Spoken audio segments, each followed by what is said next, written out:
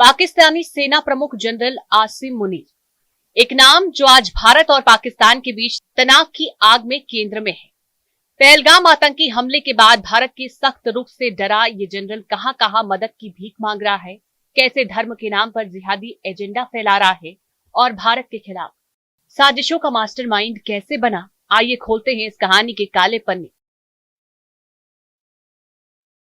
22 अप्रैल 2025 पहलगाम में 26 पर्यटकों की हत्या, भारत ने ठहराया पाकिस्तान को जिम्मेदार। पहलगाम में हुए आतंकी हमले ने पूरी दुनिया को हिलाकर रख दिया। 26 मासूम पर्यटकों की हत्या के पीछे भारत ने पाकिस्तान को जिम्मेदार ठहराया और सारा ध्यान गया जनरल आसिम मुनीर पर। Government stance on Kashmir is absolutely clear. It was our jugular vein. It is our jugular vein. We will not forget it, and we will not leave our Kashmiri brethren in their heroic struggle, what they are waging against the Indian occupation. जिन्हें इस हमले का mastermind माना जा रहा है, लेकिन भारत के जवाबी एक्शन से डरा ये जनरल अब क्या कर रहा है। पहलगाम हमले के बाद भारत ने कड़ा रुख अपनाया, इंडस वाटर ट्रीटी को निलंबित कर दिया, पाकिस्तानी नागरिकों के वीजा रद्द किए और एलओसी पर सैन्य तैनाती बढ़ा दी। पाकिस्तानी सूत्रों के मुताबिक आसिम मुनीर और उनकी सेना भारत के सैन्य जवाब से खौफ में है। खबरें हैं कि हमले के बाद मुनीर कई दिनों तक सार्वजनिक रूप से गायब रहे, जिससे अटकलें तेज हुई कि वो भारत की सर्जिकल स्ट्राइक से डरकर छिप गए थे। भारत के बढ़ते दबाव से घबराए आसिम मुनीर और पाकिस्तानी सरकार ने दुनिया भर से मदद मांगनी शुरू कर दी। पाकिस्तानी पीएम शहबाज शरीफ ने अमेरिकी विदेश मंत्री मार्को रूबियो से फोन पर बात की, जिसमें उन्होंने भारत की जिम्मेदारी से काम करने की सलाह देने को कहा। संयुक्त राष्ट्र की महासचिव एंटोनियो गुटेरेस से भी तनाव कम करने की अपील की गई है, लेकिन सबसे ज्यादा निर्भरता है चीन पर, जो पाकिस्तान का सदाबहार दोस्त है।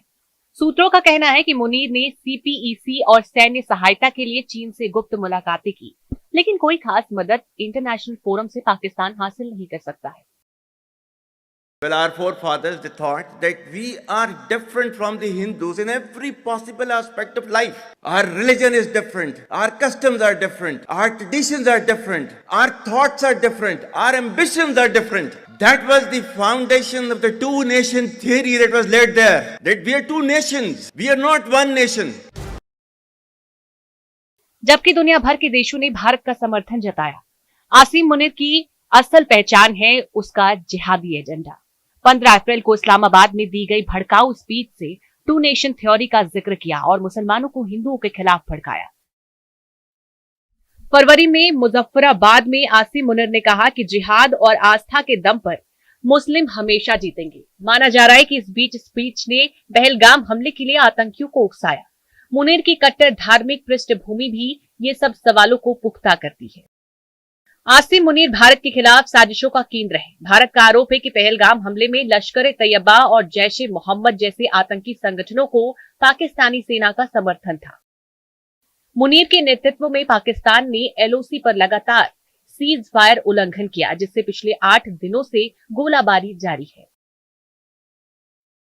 खबरें हैं कि हाफिज सईद और मसूद अजहर जैसे आतंकियों को आईएसआई और मुनीर ने सुरक्षित ठिकानों पर छिपाया है। अब भारत के एक्शन से कांपता ये जनरल आखिर क्या कदम उठाता है, ये देखने वाली बात होगी। Bureau report, news 18।